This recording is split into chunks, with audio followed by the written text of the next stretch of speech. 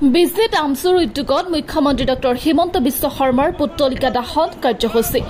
অমানৱীয় উচ্ছেদৰ বিৰুদ্ধে বিজনী জিলা আমচুৰ এই প্ৰতিবাদ পুত্তলিকা দাহনত বিজনী আৰক্ষীক বাধা আৰোপ আমচুৰ কেন্দ্ৰীয় কমিটিৰ নিৰ্দেশত ৰাজ্যজুৰি ৰূপায়ণ কৰা কাৰ্যসূচীৰ অংশস্বৰূপে বিজনী জিলা আমচুৰ উদ্যোগত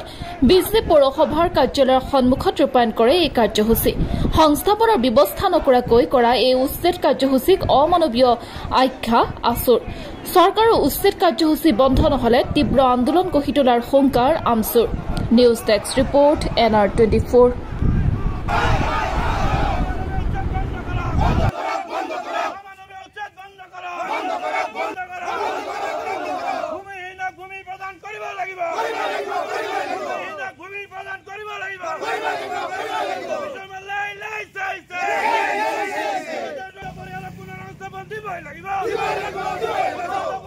সংখ্যালঘু ছাত্ৰ ইউনিয়ন আমচুৱে হিমন্ত বিশ্ব শৰ্মা চৰকাৰে যিদৰে 82 পাৰা সমজিলাত যি অমানৱীয় উচ্ছেদ কৰিছে এই উচ্ছেদৰ বিৰুদ্ধে আজি আমচুৱে গোটেই অসম জুৰি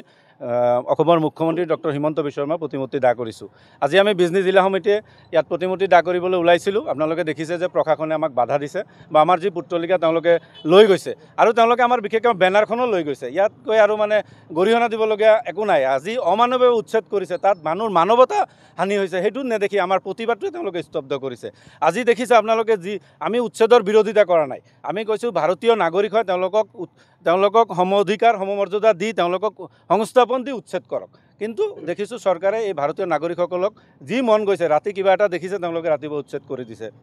আজি শিক্ষাৰ পৰা ল'ৰা ছোৱালীক বঞ্চিত কৰা হৈছে শিশুৰ অধিকাৰ বঞ্চিত কৰা হৈছে মহিলাক সুৰক্ষাৰ পৰা বঞ্চিত কৰা হৈছে এই অমানৱীয় অত্যাচাৰ যদি চৰকাৰে বন্ধ নকৰে আজি আমচুৱে প্ৰতিমূৰ্তি দাহ কৰিছে অনাগত দিনত এই আমচুৱে আজি যেনেকৈ আন্দোলন কৰিছে অসমৰ গোটেই অসমখন স্তব্ধ কৰি দিয়াৰ ব্যৱস্থা কৰিব আপোনালোকে জানে যোৱা কিছুদিন ধৰি ধাৰাবাহিকভাৱে অসম চৰকাৰে যিভাৱে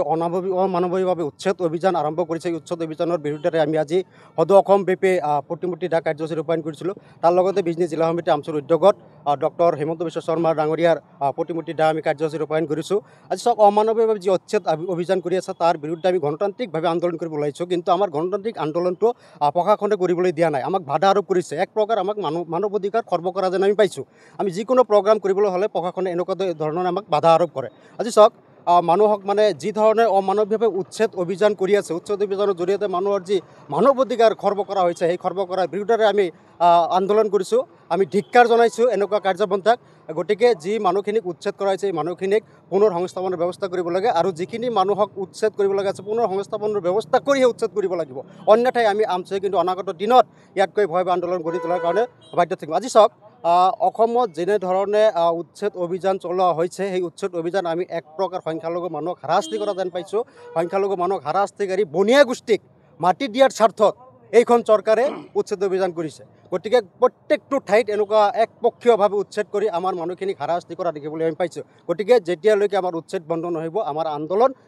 মানে স্থগিত নাথাকিব আমাৰ আন্দোলন অবিৰতভাৱে চলি থাকিব আজি আমি পুত্তলিকা দাহ কাৰ্যসূচী ৰূপায়ণ কৰিছোঁ অনাগত দিনটোত আমি ৰাজপথ ৰেলপথ সকলোখিনি যাতায়াত ব্যৱস্থা আমি স্তব্ধ কৰি দি অসম চৰকাৰৰ যি প্ৰশাসন যন্ত্ৰ আছে প্ৰশাসন যন্ত্ৰক আমি স্তব্ধ কৰি দিয়াৰ কাৰণে আমচুৱে বাধ্য থাকিম